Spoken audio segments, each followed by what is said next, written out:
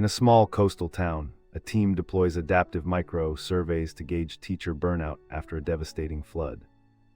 Each question adapts in real time, digging deeper only when stress signals surface, preserving trust and keeping students learning. The data reveal not just fatigue, but how community networks and aftershocks reshape classroom resilience.